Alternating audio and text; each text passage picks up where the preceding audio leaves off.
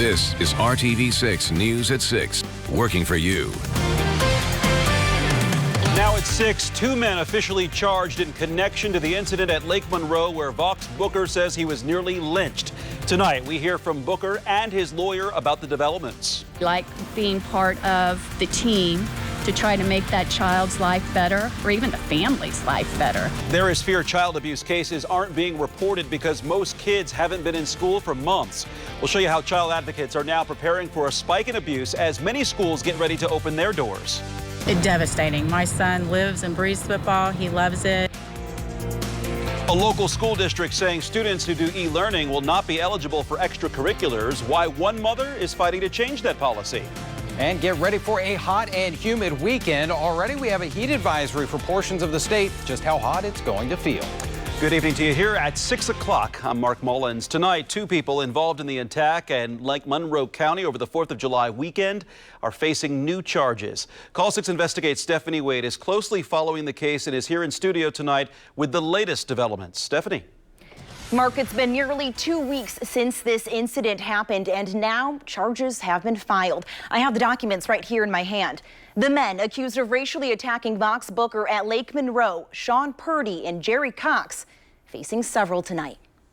3 counts, including criminal confinement, battery resulting in moderate bodily injury, and intimidation for Sean Purdy. The man seen holding Vox Booker against a tree on the 4th of July following a dispute over private property. Jerry Cox faces those same charges, plus 2 more counts of battery. He was heard using racially charged language in videos seen millions of times now across the country. Booker claiming the men yelled out for someone to get a noose while he was pinned against the tree. You nappy-headed. What do you want to tell me? About this? You with your 5 white friends? Earlier this week, we heard from Purdy's attorney claiming Booker was the instigator in the incident and that he, quote, created a false narrative that he is perpetuating with the media. Tonight, Purdy's legal team is aware of the charges and will not be releasing a statement. Booker sharing this in response. I understand that I have a duty and an obligation to myself and to everyone to make sure that justice is served. We've been watched by the eyes of the multitude, and it's important that we send out a message loud and clear that this type of behavior can no longer be tolerated, that we won't be a divided people, that we won't continue to devolve into the worst of humanity, that will boldly move forward, and that we're going to push towards justice. Now, we've also reached out to the mayor of Bloomington for a comment on these charges and have yet to hear back. Booker and his attorney say they continue to cooperate with the FBI's investigation into this as a hate crime. It's also worth mentioning Booker held this press conference today virtually because he has tested positive for COVID-19. Mark, back to you. And Stephanie, let's take you through a quick timeline of this case so far. A lot has happened in 13 days. The actual incident near Lake Monroe happened on the 4th of July. That's where Vox Booker accused a group of people of committing a racially motivated assault and said he was nearly lynched. On July 6, protesters took to the streets of downtown Bloomington in response to the alleged assault at Lake Monroe. During that protest, a car drove into 2 of the protesters, injuring them both. The car then drove off. And on July 8th, a woman was arrested in connection to this hit and run. On July 13th, lawyers for Sean Purdy, a member of the group accused of attacking Vox Booker, said Purdy was innocent and that Vox Booker was actually the instigator. Meanwhile, on July 14th, Booker's lawyer said her client didn't instigate the incident, rather again saying that Booker was a victim of an attempted lynching. On July 16th, yesterday, the DNR released their report into the incident to the Monroe County Prosecutor's Office. The DNR listed potential charges against members of the group accused of assaulting Vox Booker and against Vox Booker himself. Again, those were potential charges, not actual charges. That decision was left up to the prosecutor's office. And today, as we've reported, Sean Purdy and another man in the group, Jerry Cox, were criminally charged by the prosecutor's office in connection to the alleged attack. Vox Booker has not been charged with anything. And we have all of this information, including today's interview with Vox Booker, on our website, theindychannel.com and the RTV6 app. Now to a call to action. Volunteers who are willing to serve as the voice for abused or neglected children in our community are needed right now. RTV6's Nicole Griffin reports it comes as advocates worry the number of child abuse reports in Indiana will increase as children head back to school and teachers once again report abuse.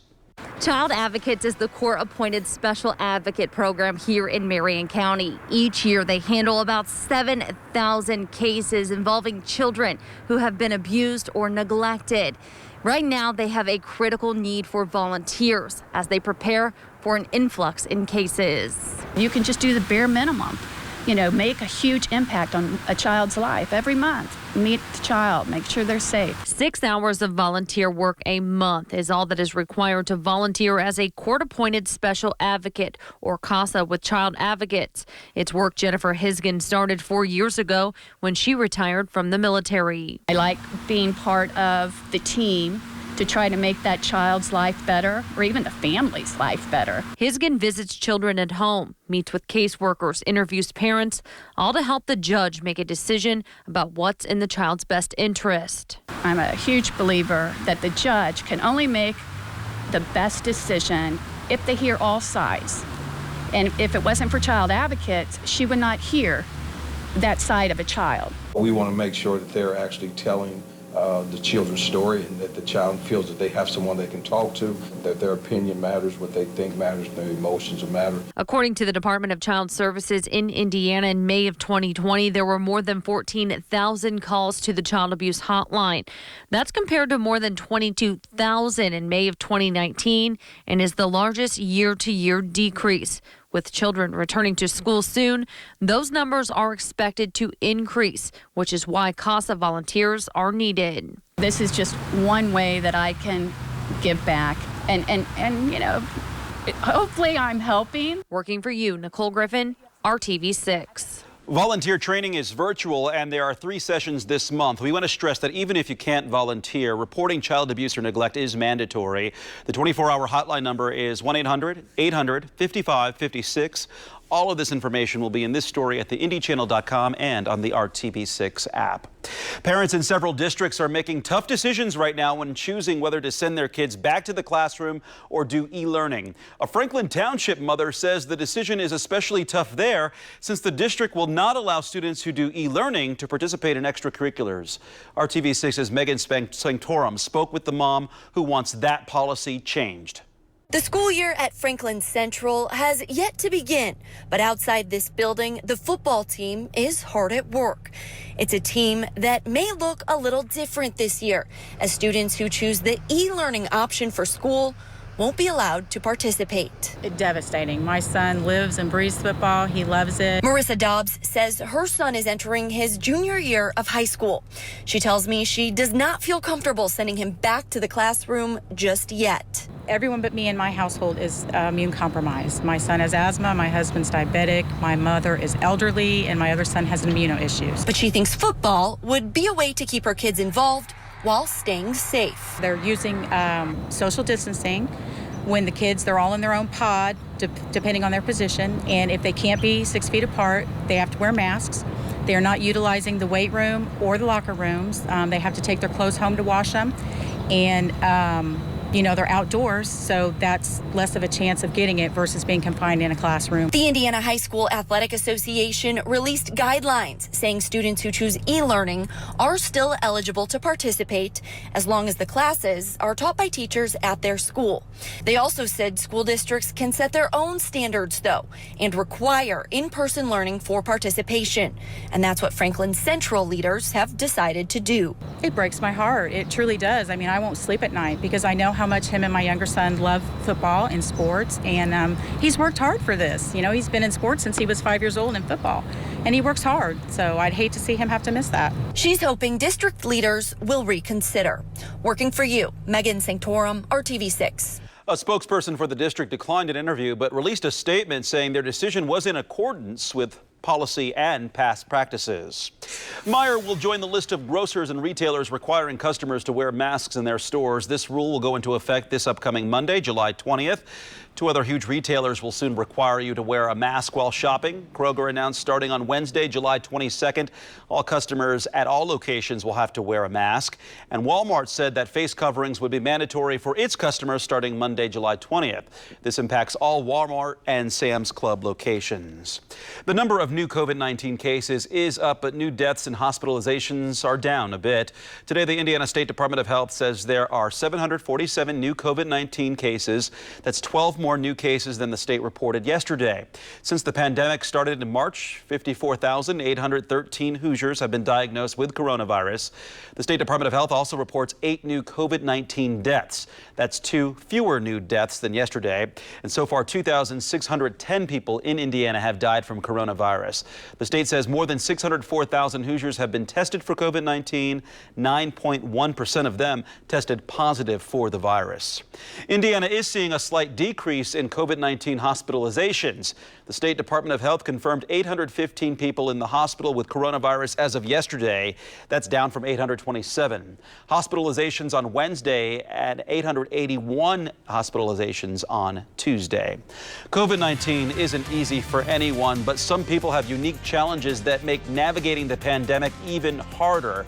How one local organization is trying to help the blind to get through this tough time. And I'm Dave First. It was a tragic ending of a football season, a dream season for West Washington High. Tonight, how head coach Philip Bousman is remembered and honored in the Sports Extra Spotlight. And get ready for some sky-high humidity this weekend, and then it's going to stick around a while when this could benefit us with some heavy downpours. You're watching RTV6 News at 6. The Rebound Indiana is RTV6's commitment to help you get through this pandemic. COVID-19 has changed reality for everyone. Amanda Starantino shows how one group is helping Hoosiers who are blind navigate the pandemic. I gave up nursing and I still did things for patient care, such as direct care staff, taking care of people, but it wasn't the same. Elizabeth Hartman is a mother from Noblesville. The 47-year-old has a condition called dominant optic atrophy plus. It affects both her auditory and optic nerves. Over the course of the last decade, Elizabeth's hearing and vision have been declining, forcing her to step away from her career. Because I have a lot of medical knowledge, and I was very proud of myself for getting through school and having hearing loss. And I would really like to find a way to use those skills. But before she can use her skill set, Elizabeth needs to learn how to work with her condition. And that is why she went to the nonprofit Bosma Enterprises, where she has been learning Braille, reading skills, assistive technology, and mobility skills. I am looking for something where I can be at my desk, in a desk-like setting. I'm hoping that I can use my medical knowledge for medical coding and billing. On top of learning these new skills, Elizabeth also has to adapt to the challenges presented by the pandemic. Masks and social distancing cause extra difficulties for those with hearing and eyesight disabilities. I rely on lip reading. Even though I'm visually impaired, I still rely on lip reading. It's hard not to be closer to somebody so you can hear and understand them. So much of what we do, and I'm visually impaired myself, so much of the way in which we navigate our environment is through touch. James Michaels is the vice president of programs at Bosma. And to keep helping Elizabeth and Bosma's other 300 clients in Indiana, the organization needed to quickly pivot their in-person training. They transitioned their services to virtual formats, helping them to be able to order food from Instacart or from Walmart, ordering supplies from Amazon.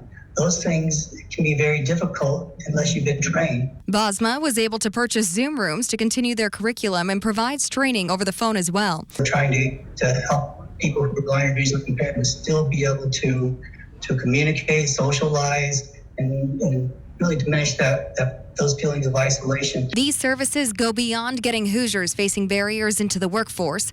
Bosma is also providing the ability to connect in a time when many are staying apart. It's going to be very important for us to continue to serve clients as long as we have to during this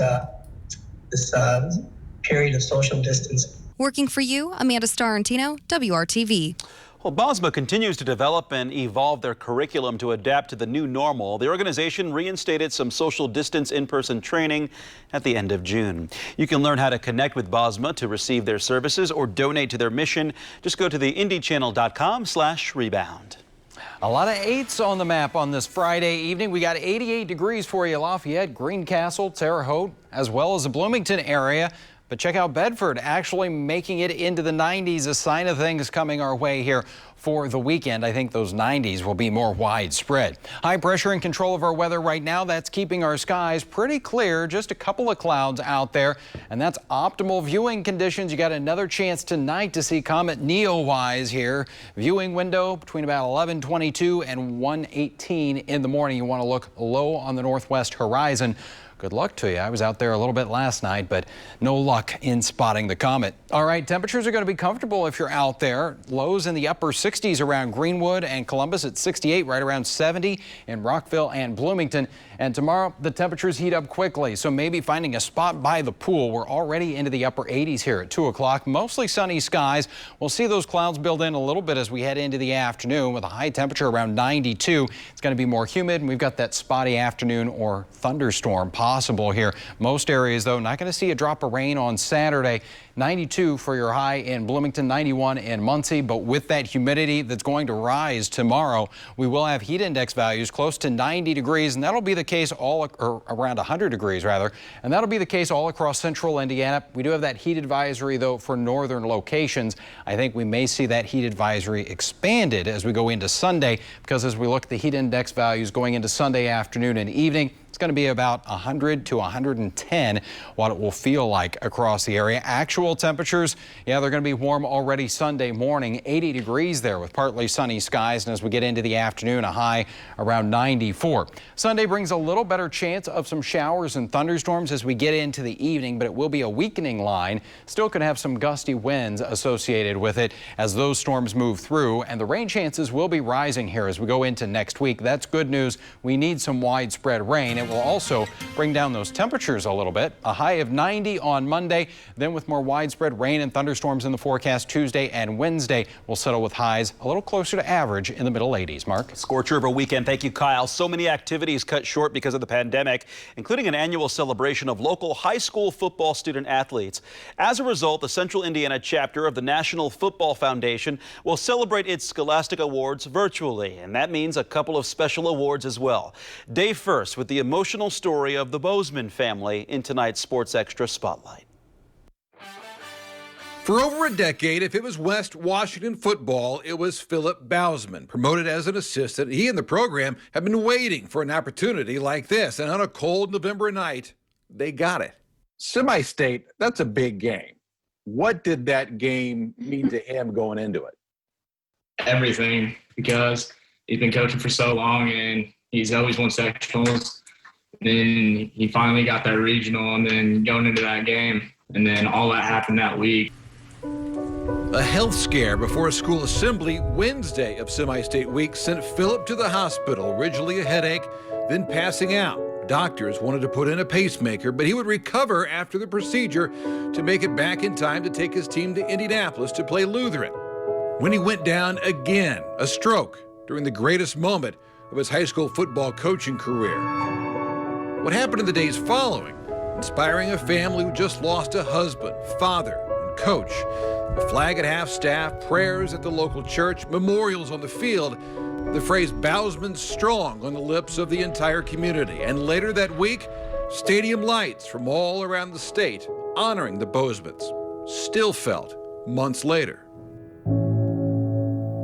Football lights are going on all around the state. What did that mean to you guys? I mean, it was amazing. You just think we're this tiny little school out here, and I mean, we are literally surrounded by cornfields out here. And to think that all of these, you know, big schools and schools out of state are thinking about us and, you know, honoring him in that way was amazing. And it was a comfort that it's hard to explain. There's talk of a statue outside the locker room and naming the new athletic facility after him. But first, recognized with the Central Indiana National Football Foundation Terry Courage Award.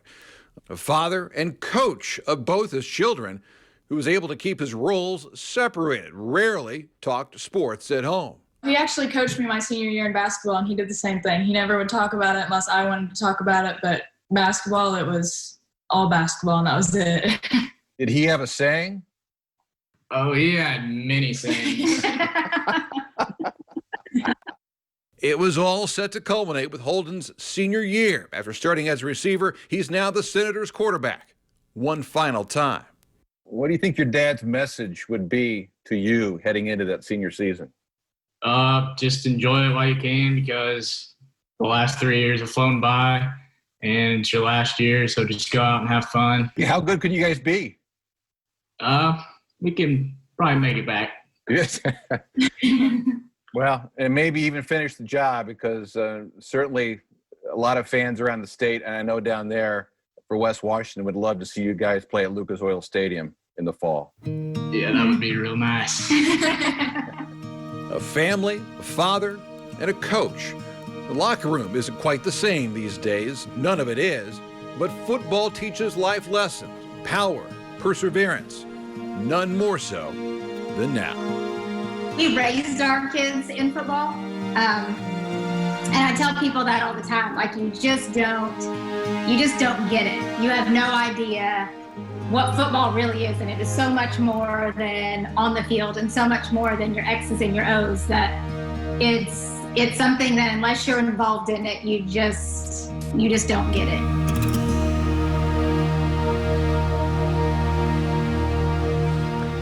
That and so much more. Day First hosts the National Football Foundation Central Indiana chapter virtual celebration of their annual Scholastic Awards tonight at 7:30, only on the RTV6 Facebook page. We'll be right back after this. Hot and humid, the words of the weekend. Highs in the lower to middle 90s Saturday and Sunday, with just an isolated chance for a storm. Thanks for joining us here at 6 o'clock. We'll see you right back here for the news at 7.